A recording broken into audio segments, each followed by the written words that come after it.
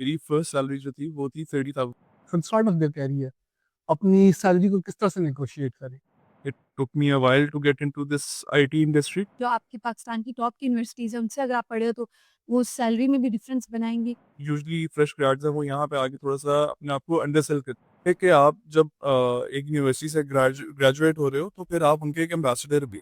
Switching से यहाँ पे 100% इंक्रीमेंट्स भी आपको इंक्रीज़ मिल जाता है, आपकी जो सैलरी है उसमें 100% हाइक मिल जाता है।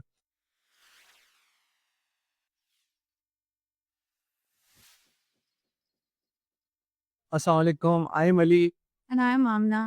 Welcome to another video.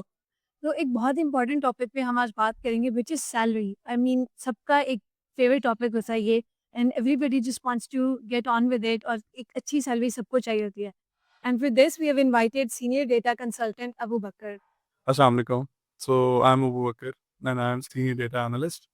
And yes, I've been working in this field from around 7 to 8 years from now. अच्छा वो बकर भाई, जैसे आपने बताया कि आपको 7 इयर्स हो गए हैं, तो सबसे पहले ये बताएं आपकी पहली सैलरी क्या थी, और दूसरी बात जो है ये बताएं कि फ्रेशर जो है from start of their career अपनी सैलरी को किस तरह से नेगोशिएट करें। So यार मेरी फर्स्ट सैलरी जो थी वो थी 30,000 और that was back in 2017. It was not an IT sort of company. I was there in some other discipline. And yeah, this is how I started. And उसके बाद से फिर it took me a while to get into this IT industry. But yeah, so that was my first salary. For the first salary, सबसे पहले तो आपका होना चाहिए कि आपकी लर्निंग कर्व को आप देखें। पहले तो आप ये देना देखें कि सैलरी आपके लिए एक बहुत अट्रैक्टिव पॉइंट हो। पहले आप देखें कि आपका लर्निंग कर्व वहाँ पे कैसा है। Salary is a major chunk, obviously हमें जो काम करें उसके लिए हम कम्पनसेट होना चाहिए। तो उसके लिए सबसे पहले तो you have to be very confident. उसके अलावा आपको थोड़ा सा आप पढ़ के जाएं, तैयारी करके जाएं, और आपकी कम्युनिकेशन स्किल्स, और फिर निगोशिएट, जब आप निगोशिएशंस में आ जाते हैं तो फिर आपने अपने आप को अंडर वैल्यू नहीं करना। फिर आप जो देखें आपको मार्केट में जो भी चल रहा है आप उसके हिसाब से करें। हम यहाँ पे आगे जो यूजली फ्रेश ग्रेड्स हैं वो यहाँ पे आगे थोड़ा सा अपने आप को अंडरसेल करते हैं। उसको आपने जो है ज़रा थोड़ा सा उस टाइम पे देखना है कि आप उसको अपने आप को कॉन्फिडेंट रखें और अपने आप को आप इस तरह उनको प्रेजेंट करें कि यू आर नॉट अंडरसेलिंग योरसेल्फ। अच्छा, ये तो आपने वैसे सही बात की है। एक और चीज़ ये बनती है कि हमें क्या करना चाहिए फ्रेश ग्रेड्स को स्पेशली कि लर्निंग को प्रायोरिटाइज़ करना चाहिए। जब बिल्कुल जैसे हमने अभी बात की फर्स्ट जॉब है, फर्स्ट सैलरी है। अब इसमें हम लर्निंग को प्रायोरिटाइज़ करें या हम बाकी सैलरी की तरफ जाएँ और सैलरी को देखें? मेरे ख्याल में सबसे पहले तो आपका लर्निंग कर्व, आपने लर्निंग को ही प्रायोरिटाइज करना है, बिकॉज यू आर स्टार्टिंग। और अभी आपको हम हमारे जो एजुकेशनल इंस्टीट्यूट्स हैं वो इस तरह आपको रियल वर्ल्ड एक्सपोजर नहीं दे रहे। और जब एक फ्रेश ग्रेड यूनिवर्सिटी से बाहर आता है और जब वो एक ऑफिस में जाना स्टार्ट करता है तो उसमें एक बहुत बड़ा वैक्यूम है। उसको कवर अप करने के लिए सबसे पहले तो आपको लर्निंग कर्व, उस लर्निंग में आपका क्या आता है, नॉट ओनली कि आप अपने टूल्स और टेक्नोलॉजीज या जो भी आप काम कर रहे हैं उस पे हों, आपको ये चीज़ भी देखनी है कि आपको ऑफिस में किस तरह रहना है, उसमें सर्वाइव कैसे करना है, अपने ऑफिस में कम्युनिकेशन कैसे करनी है। तो ये सारी चीज़ें आपकी फर्स्ट प्रायोरिटी होनी चाहिए। आप विद एक्सपीरियंस आपके साथ इंशाल्लाह, if you chase this skill, इंशाल्लाह money will come to you. तो अबू बकर भाई, फ्रेश ग्रेजुएट्स को शुरू में तो उतना मतलब रगड़ा दिया जाता है, अनपेड इंटर्नशिप्स करा के या इतनी बुरी सैलरी दे के, और फिर वो अपना आना जाना इस तरह की जो एक्सपेंसेस हैं उनको किस तरह पूरा करे, मतलब वो भी तो चीज़ें हैं। यार ये एक सैड रियलिटी है कि हमें यहाँ पे अनपेड इंटर्नशिप्स भी ऑफर कर रहे हैं और यहाँ पे जो इंटर्नीज आ रहे हैं उनको सही तरह से यूटिलाइज भी नहीं कर रहे। बट अगेन ये एक सॉर्ट ऑफ ट्रेड ऑफ भी आप कह सकते हैं कि कंपनीज को भी कुछ कंपेंसेट करना चाहिए, मतलब एटलीस्ट कि उनका जो पर मंथ मिनिमल से मिनिमल जो है वो तो उनको प्रोवाइड करें। उसके अलावा जो इंटर्नीज हैं उनको भी थोड़ा थोड़ा सा इस चीज में कंपनसेट करना पड़ेगा कि वो अभी फिलहाल they are to something, like they have to learn something. तो उसके लिए they are going to not get what they want. But again जब आप अपना एक्सपीरियंस साथ साथ आप उसको अपना कैप्चर कर रहे होंगे, आपको एक्सपीरियंस आ रहा होगा, तो इंशाल्लाह पैसे भी आपको साथ साथ आ जाएंगे। अच्छा, यूनिवर्सिटीज़ का कितना कोई मतलब रोल है सैलरीज़ के बीच में ऐसा है कि जो अच्छी यूनिवर्सिटी से या जो आपकी पाकिस्तान की टॉप की यूनिवर्सिटीज़ हैं, उनसे अगर आप पढ़े हो तो वो सैलरी में भी डिफरेंस बनाएँगी, बजाय इसके कि अगर आप कोई ऐसी यूनिवर्सिटी से जो इतनी नहीं है टॉप की उससे पढ़ो, उसकी कम होगी सैलरीज़। यूनिवर्सिटीज़ बिल्कुल मैटर करती हैं और हमें ये देखा भी है, हमने खुद भी फेस किया, आप लोग भी ऑब्वियसली कहीं न कहीं आप लोगों ने फेस किया होगा कि कुछ अच्छी यूनिवर्सिटीज़ में वो वहीं पे आते हैं और जॉब फेयर्स में आके और अपने स्टूडेंट सेलेक्ट कर लेते हैं। उसमें ऑब्वियसली नेगोशिएशंस भी होती हैं, कुछ के एलुमनाइज़ बहुत स्ट्रॉन्ग होते हैं, तो यूनिवर्सिटीज़ मैटर तो करती हैं। लेकिन अगेन आप अगर छोटी यूनिवर्सिटी से भी हैं तो उससे वो मैटर नहीं करता। अगर obviously it's luck as well, but उसके अलावा अगर आपके पास स्किल है तो आपको एक एक ना एक पॉइंट पे आके आपको रिकॉग्निशन मिल जाएगी। और हम इसको ओवरकम भी ऐसे कर सकते हैं कि आप ये करें कि आप अपने आप को बिल्कुल अवेयर रखें कि आजकल टूल्स एंड टेक्नोलॉजीज़ कैसे चल रही हैं। उसके अलावा आप अपनी कम्युनिकेशन स्ट्रॉन्ग करें, अपने आप पे सेल्फ बिलीव अपना जो है उसको स्ट्रॉन्ग करें। और ये चीज़ें आप अगर उसको देख लेते हैं तो आप ओवरकम भी कर सकते हैं इसको। मतलब जो यूनिवर्सिटी है वो आपकी पहली या दूसरी जॉब तक मैटर करती है। उसके बाद फिर आपके अपने स्किल्स ही हैं जो आपको आगे फॉरवर्ड लेके जाएँगे। इसके अलावा ये भी है कि आप जब एक यूनिवर्सिटी से ग्रेजुएट हो रहे हो तो फिर आप उनके एक एम्बेसडर भी हो। And if you work on yourself और आप अपनी कम्युनिकेशन अच्छी करते हो, आप अपनी डेडिकेशन शो करते हो, तो उसके साथ-साथ आप एक यूनिवर्सिटी का भी इमेज बिल्डअप कर रहे होते हो। अगेन जिस तरह अगर वो एक यूनिवर्सिटी अच्छी यूनिवर्सिटी से एक ग्रेजुएट आ रहा है और एक आप आ रहे हो and if you are making a difference, तो फिर आपकी यूनिवर्सिटी को भी वो एक अच्छा यूनिवर्सिटी में काउंट करेंगे। तो ये भी कुछ पॉइंट्स हैं जो उसमें मैटर करते हैं। अच्छा, इंटरव्यूज़ के शुरू में ये मैंने देखा है, हर इंटरव्यू में ऑलमोस्ट ये सवाल पूछा जाता है कि एचआर पूछते हैं कि what is your expected salary? इसका क्या जवाब होना चाहिए? यार एक्सपेक्टेड सैलरी जो है आपकी वो बहुत कम भी नहीं होनी चाहिए और बहुत ज़्यादा भी नहीं होनी चाहिए। वो बिल्कुल मार्केट के हिसाब से आपकी होनी चाहिए। अब मैं आपको एक एग्ज़ाम्पल देता हूँ कि लेट्स से आप फॉर एग्ज़ाम्पल कोई एक एबीसी प्रोडक्ट लेने जा रहे हो। अब आप उसको मार्केट में देख रहे हो, उसमें आपको ₹10 का भी मिल रहा है, ₹50 का भी मिल रहा है, ₹100 का भी मिल रहा है। तो अब आप अगर उसको ₹10 पे आ जाओगे तो भी आपको शक रहेगा कि यार ये चीज़ पता नहीं सही है कि नहीं। ₹100 पे चले जाओगे तब भी आपको होगा यार इतनी महँगी चीज़ का क्या फ़ायदा होगा मुझे। तो आप बिल्कुल मिड लेवल पे रहोगे कि आप 50 रुपीज़ में देख के देखोगे कि यार ये जो है ये मेरे बजट में है। तो ये आपको खुद अवेयरनेस भी होनी चाहिए इसमें और आपको बिल्कुल मार्केट के हिसाब से हो, आपको अपना कॉन्फिडेंस हो और जो भी आप उनसे डिमांड करो फिर आप उस पे स्टिक भी रहो। फिर ये नहीं कि आप अगर लेट्स से आप 50 रुपीज़ डिमांड कर रहे हो और वो आपको फिर अगर 10 रुपीज़ दे रहे हैं तो आप उस पे जाओ भी। You should believe in yourself और आपको पता है कि अगर कोई और इस प्राइस रेंज में आ रहा है तो फिर आप भी उसमें जा सकते हो और फिर आप उनसे उस पे नेगोशिएशन स्किल्स अपने अप्लाई करो और उनको उन पे परसुएड करो कि आप इस पे आएँ, इस सैलरी पे। तो जिस तरह मतलब जैसे आपने कहा 50 वो दे आप उनसे कहते हो, डिमांड करते हो और वो 40 को देते हैं। सो यानी थोड़ा बहुत यानी कि 19-20 थोड़ा आप नीचे आ जाओ, दैट्स ओके।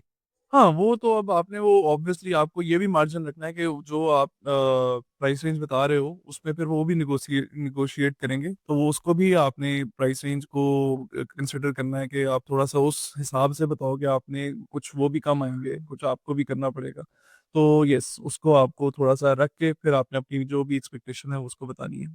अच्छा, यूजुअली जो है एक फ्रेश ग्रेड को जो है पहली जॉब उसको जो मिली है, उसको कितने अरसे के बाद उसको स्विच कर लेना चाहिए? यार in my view fresh grade हो या फिर एक एक्सपीरियंस्ड बंदा भी हो, एक कंपनी में मेरा ख़्याल है कि 2 साल जो हैं एक एक एप्रोप्रिएट टाइम है। आप 2 साल लगाएँ और उसके बाद आप डेफ़िनिटली अपना जो स्विचिंग है उसको कंसिडर करें।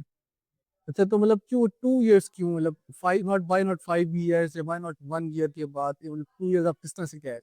यार पहले तो इसी तरह ही था कि वो एक अगर हम अपने फादर्स को देखें और उनसे पहले का भी देखें तो एक कंपनी में स्टार्ट करते थे, उसी में ही रिटायर होके आते थे। तो तब तो ये सिनेरियो डिफरेंट थे। लेकिन अब ज़रा जो आईटी के साथ जो रेवोल्यूशन आई है, उसके साथ अब आपको इस एक कंपनी में इतना स्टे कर नहीं सकते।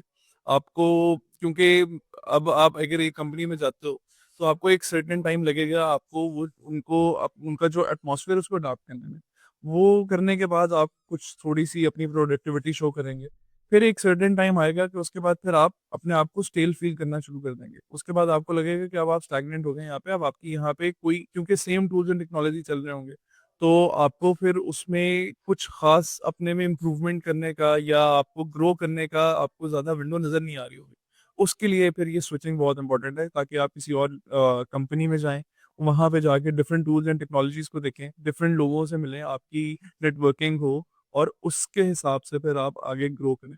अच्छा, in your view switching good और अ बैड थिंग कि एक एम्प्लॉयर के लिए कितना फ़र्क पड़ता है उस पे कि वो स्विच करे या वो ना करे? मेरे ख्याल में तो स्विचिंग बहुत इम्पोर्टेंट है आपकी पार्ट ऑफ लाइफ। स्विचिंग आपको करनी चाहिए और वो क्यों करनी चाहिए कि यहाँ पे अनफॉर्चुनेटली आप अगर एक कंपनी में हो और ये सिर्फ पाकिस्तान का इशू नहीं है, ये बाहर भी यही इशू है।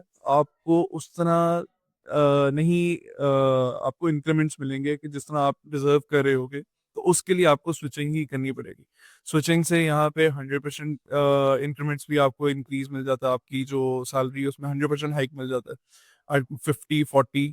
और एक और चीज भी कि अगर 50 से कम हो तो फिर आपको जरा सोचना भी चाहिए कि मतलब आप इतने आपने जो भी आपने इतना टाइम लगाया उसके बाद आप डिजर्व करते हो कि एटलीस्ट आप अगर स्विच कर रहे हो तो एक अच्छी अमाउंट पे आप स्विच करो। फिर आप वो थोड़े थोड़े अमाउंट पे स्विच करना वो भी आपके लिए जो है वो बेनिफिशियल नहीं है। अच्छा, मेरे कुछ जो है जैसे फ्रेंड्स यूनिवर्सिटी की ग्रेजुएशन के बाद उनको यहाँ पे पाकिस्तान में किसी लोकल कंपनी में नहीं मिली। तो उन्होंने फिर रिमोट इंटरनेशनली ढूँढ ली। रिमोट आप जो है आपको लगता है कि फ्रेश ग्रेजुएट करनी चाहिए? मतलब इज़ इट गुड? इस पे अब दो एस्पेक्ट्स हैं। एक एस्पेक्ट तो ऑब्वियसली अगर आप रिमोट पे जा रहे हैं तो फिर आपकी पे है वो फॉर श्योर के जो भी यहाँ पे एक जो फ्रेश ग्रेड है उसको मिल रही होगी उससे थोड़ी मल्टीप्लाइड होगी। तो एक तो ये एस्पेक्ट है, अगर if it's money for you तो यस, बट मेरे ख्याल में जो एक फ्रेश ग्रेड है उसको सबसे पहले लोकल मार्केट में आना चाहिए। उसकी वजह ये है कि सबसे पहले आपको यहाँ पे आप जब अगर आप यहाँ पे काम करेंगे तो आपको एक जॉब सिक्योरिटी है सबसे पहली बात, जो कि आपको इंटरनेशनल जॉब्स में नहीं मिल सकती। यहाँ पे अगर आपकी एक दिन में भी जॉब खत्म हो सकती है। I myself is an effective of it कि आपको थोड़ी देर काम कराएंगे उसके बाद विदाउट पेइंग वो एकदम गायब हो जाएंगे। आप आपको किसी भी टाइम पे वो ब्लॉक कर सकते हैं। यहाँ पे आपको फिर भी आपको थोड़ा सा कुछ लॉ सपोर्ट कर देता है, उसके अलावा कुछ आपको आपको यहाँ कंपनी का पता होता है। यहाँ पे लोग आपको नेटवर्किंग एक बहुत बड़ा इशू है यहाँ पे। आप इशू नहीं, मैं कहूँगा कि आपकी एडवांटेज है नेटवर्किंग। आप यहाँ पे रहोगे, आप नेटवर्किंग के साथ आप किसी के साथ नेटवर्किंग कर रहे हो, आपको आप अगर अपने अच्छे स्किल्स दिखा रहे हो तो लोग जो हैं वो आपको फॉर श्योर नोटिस करेंगे और अगर उनको कोई अपॉर्चुनिटी नजर आएगी तो वो आपको यहाँ पे रेफर भी करेंगे। अच्छा, इसका मतलब है कि नेटवर्किंग एक बहुत बड़ा फैक्टर है। लाइक इस पे हम आप हमें और एलैबोरेट करें कि किस तरह से एक बड़ा ये फैक्टर है एज़ कम्पेयर टू कि आप कह रहे हैं कि इंटरनेशनल रोल्स हम छोड़ दें इसके पीछे, जिसके हमें नेटवर्किंग पाकिस्तान में रहते हुए एक अच्छी जॉब नेटवर्किंग के थ्रू हम सिक्योर कर सकेंगे। अच्छा, इसमें जो मेरा पॉइंट ऑफ व्यू होगा वो ये होगा कि आपको शुरू में सबसे पहले तो ये है कि आपने अपना एक करियर सेट करना है अभी। तो अगर आप स्टार्ट में ही रिमोट से स्टार्ट करते हो तो आप बहुत सॉर्ट ऑफ एक लेजी भी हो सकते हो। मतलब आप आपकी कोई सोशलाइजिंग नहीं होगी, आपके किसी किस्म का किसी से मिलना मिलाना नहीं होगा, आपको पता ही नहीं होगा कि यहाँ पे कौन लोग क्या काम कर रहे हैं। और आप टोटली अपने घर में होके यूजुअली यही होता है लोग करते हैं, या बहुत ज़्यादा हुआ तो वो किसी कोवर्किंग स्पेस पे चले जाएँगे। तो यह ये एक डिसएडवांटेज रहेगा आपके लिए। फिर आपको यहाँ पे पाकिस्तान में आपको टैलेंट का नहीं पता चलेगा। सिमिलरली जो बाकी पाकिस्तानी हैं उनको आपका टैलेंट भी नहीं पता चलेगा। इसीलिए नेटवर्किंग बहुत ज़रूरी है कि अगर if you are valued enough और आपको स्किल अच्छा आप सीख रहे हो, तो लोग जो हैं वो बिल्कुल आपको देख देख भी रहे हैं यहाँ पे पाकिस्तान में, वो फिर आपको ऑब्जर्व कर रहे हैं और वो आपको एक अच्छा वो पाथ भी दिखा सकते हैं, आपको गाइड भी अच्छा कर सकते हैं। उसके अलावा अगर उनको कोई अपॉर्चुनिटी नज़र आए आपके लिए तो वो डेफ़िनेटली आपको रेफ़र भी कर सकते हैं। अच्छा, ये भी बताएँ कि ऐसे कौन से रेड फ्लैग्स हैं जो आपको अगर नज़र आए कि यार यहाँ पे सैलरी ना अब नहीं बढ़ने वाली, तो यहाँ से अब निकला जाए? तो ऐसे कौन से रेड फ्लैग्स हो सकते हैं जिनको जो हमें पता होना चाहिए? रेड फ्लैग यार, अगर आपको एक कंपनी में देखनी है तो सबसे पहले आपने देखना है कि वहाँ पे माइक्रो मैनेजमेंट हो रही है। अगर तो माइक्रो मैनेजमेंट है तो डेफ़िनेटली आपको एक वहाँ पे ये नज़र आएगा। एक और चीज़ जो शायद मुझे बहुत ज़्यादा मैं देखता हूँ उसको और मैं उसको नोट करता हूँ कि वहाँ पे कंपनी में बड़ी पोस्ट पे रेफरेंसेस कितने हायर हो रहे हैं। मतलब अगर कुछ ऐसा एक बंदा कि जो किसी रेफरेंस से आया हुआ है और एक वो डिजर्विंग बंदे को खा के वहां पे आके बैठ गया है, तो इससे भी आपको एक रेड फ्लैग तो कंपनी में नजर आता है। उसके अलावा अगर आपको यहाँ हमें एक अभी एक ईयर स्टार्ट हुआ है और आप यहाँ पे लोगों से आप उनका कंसेंट लेते हैं, उनसे पूछते हैं कि वो खुश हैं कि नहीं, वो इंक्रीमेंट्स यहाँ पे एक बहुत बड़ा फैक्टर होता है। तो जो वादे किए जाते हैं उसके बाद उन वादों पे पूरा नहीं उतरा जाता और आपको एट द एंड 5 to 10% से ऊपर आप वहीं पे लिमिटेड रहते हो। तो ये अगर आप चीज़ें आप देख रहे हो तो ये आपके लिए बहुत बड़े रेड फ्लैग्स हैं। और इसको फिर ये है कि आपने फौरन नहीं छोड़ देना, you start looking for other opportunities and when you find one that is good enough for you, फिर आप उसको जरूर स्विच करें। So coming to the end of our video, what would be your one golden tip for the fresh graduates? Well, golden tip या golden tips अगर मैं कहूँ तो ये होगी कि सबसे पहले अगर तो आप फ्रेश ग्रेड हैं तो अगेन मैंने स्टार्ट में भी कहा था, अभी भी यही कहूँगा कि आपके लिए इस टाइम पे मनी से ज़्यादा एक्सपीरियंस मैटर करता है, आपको स्किल मैटर करता है कि आपने स्किल सीखना है। अगर तो आप स्किल अपना अच्छा आप उस पर अपना अच्छा हैंड्स ऑन कर लेते हो तो इनशाला इनशाला कंपनीज खुद आपको रीच आउट करेंगी और वो आपके साथ खुद आपको ऑफर्स करेंगी अच्छी, जो कि फिर आप it's up to you, you decide like if you want to have it or not. उसके अलावा जो दूसरी चीज़ है वो मेरे मेरे ख्याल में वो ये होगी कि आप जो भी काम करें उसमें आप बिल्कुल दिल लगा के डेडिकेशन के साथ काम करें। और अगर आप इंटरनेशनली काम करें तो आप पे पाकिस्तान की एक इमेज की रिस्पॉन्सिबिलिटी भी है।